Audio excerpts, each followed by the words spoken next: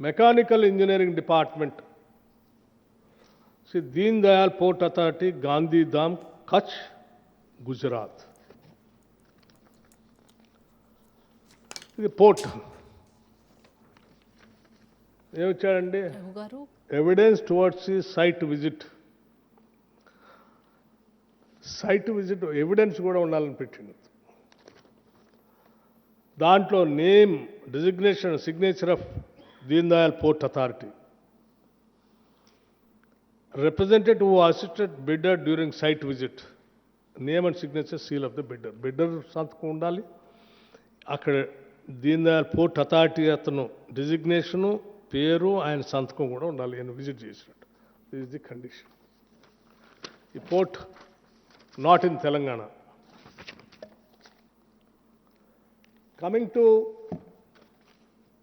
Terms and conditions, HPCL. HPCL is also Government of India. Site inspection report. Contractor, vendor must visit the site. Site visit is mandatory as the vendor has to see the specimens kept at the office for the quality, design and branding purpose.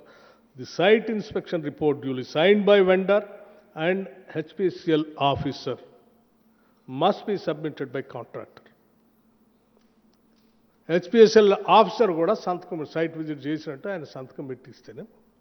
This is మహారాష్ట్రలో Maharatna company. Sorry, HPCL is Maharatna company, government of India. Indian institute of technology, IIT. This is జమ్మూలో government of India ministry of education కిందకి వస్తుంది.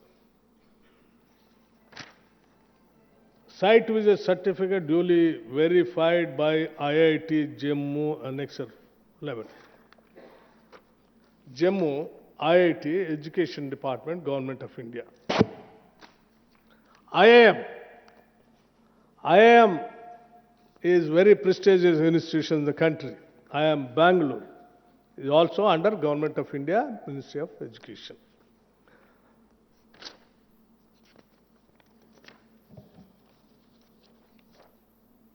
Site visit by the bidder is mandatory. The bidder should visit the work site and obtain the site visit certificate by IIMB and Indian Institute of Management, Bangalore, and shall submit the copy of the certificate along with the tender.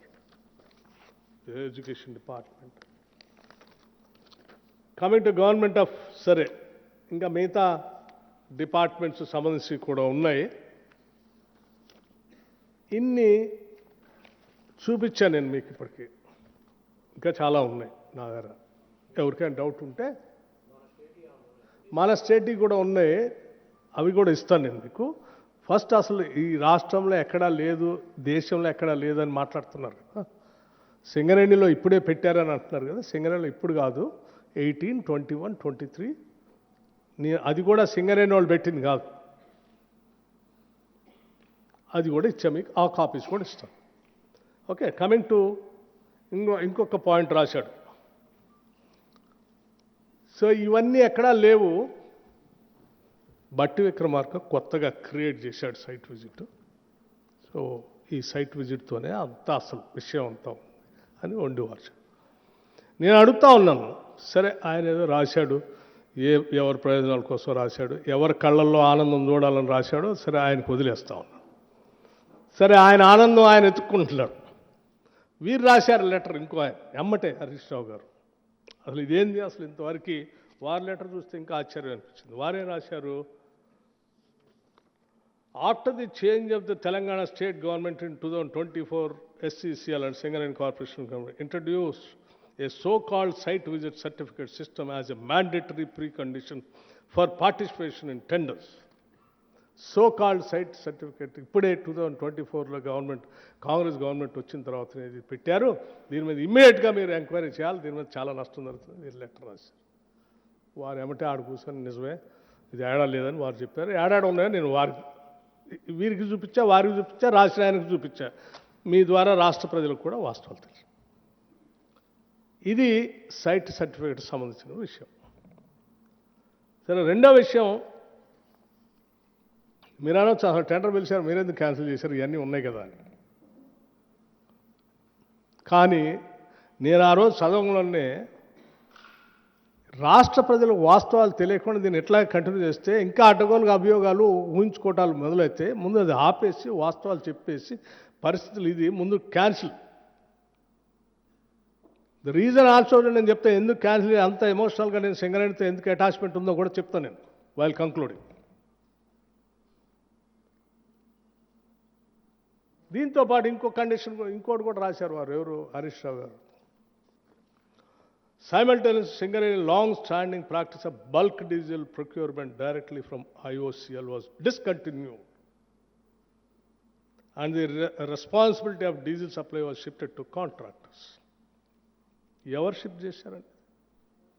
సరే, ఎవరు shift చేసినా కానీ diesel అనేది, coal అనేది GST మారక ముందు ఒక విధానం, జిఎస్టీ రేట్లు మొన్న రేషనలైజేషన్ చేశారు కదా, చేసిన తర్వాత ఒక విధానం.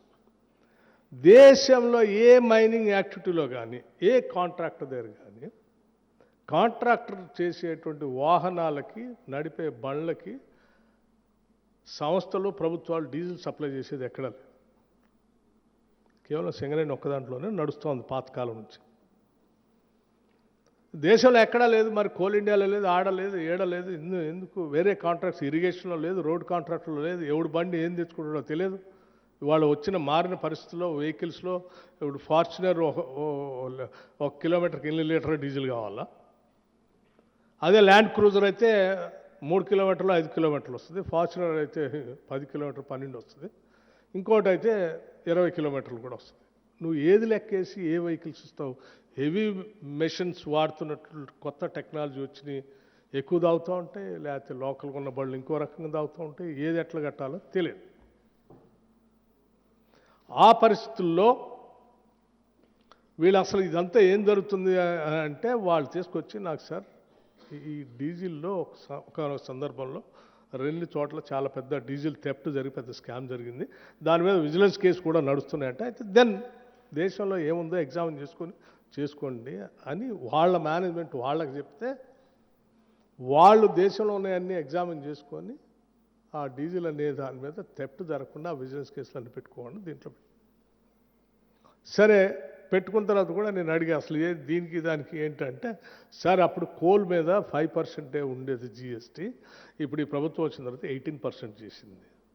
ఇన్పుట్ అవుట్పుట్ దాని బ్యాలెన్స్ అవుతుంది, అట్లాగే ఉంచితే సింగరేణి తడిసి మోపిడవుతుంది, సింగరేణి మీద భారం పడుతుంది. సో సింగరేణి ప్రొటెక్ట్ చేయడం కోసం చేసుకున్నాం. ఈవెన్ దెన్ మరి మీరే చేశారని, మేం కాదు సార్, అప్పుడే చేశారు, అప్పుడే మార్చారు. ఎప్పుడు మార్చారు అని అడిగాను. ఎప్పుడు మార్చారు అంటే దానికి సంబంధించి సింగరేణి ఇప్పుడు మనం నైని కోల్ బ్లాక్ అనుకుంటున్నాం కదా, నైని కోల్ బ్లాక్ సంబంధించి ఓబీ టెండర్లు అప్పుడే వారి హయాంలోనే పిలిచారు. వారు కూడా దీంట్లో కూడా రాశారు, ఆ కాంట్రాక్ట్ కూడా అత్యంత అనుభవజ్ఞుడు, ఆయన మామూలుడు కాదు, ఇంద్రుడు చంద్రుడు, ఆయనకి ఇస్తే ఆయన కూడా దీంట్లో పోటీదాడంటే సంతోషమే. మరి అప్పుడు ఓబీ నుంచి అప్పుడే చేస్తుండం, మరి అప్పటి నుంచి మొదలుపెట్టినా ఇంతవరకు ఎందుకు చేయలేదంటే, సరే రకరకాల కారణాలు చెప్పారు. 2014 నుంచే మొదలు పెట్టాలి కదా, 15 నుంచే చేయాలి కదా, చేయలేదు. 2023-24 తర్వాత నేను వెళ్ళి ఆ ముఖ్యమంత్రి గారిని కలిసి, ఒరిస్సా ముఖ్యమంత్రి గారిని కలిసి, అక్కడ ఉన్నటువంటి ఫారెస్ట్ మినిస్టర్ని కలిసి, అధికారులను కలిసి, వారందరితో మీటింగ్ పెట్టించి క్లియరెన్సెస్ అన్నీ ఇప్పించేసి మొదలుపెట్టారు. వారికి టెండర్ ఇచ్చినప్పుడు, ఇది ఎప్పుడు ఇచ్చారండి? 24/7/2022.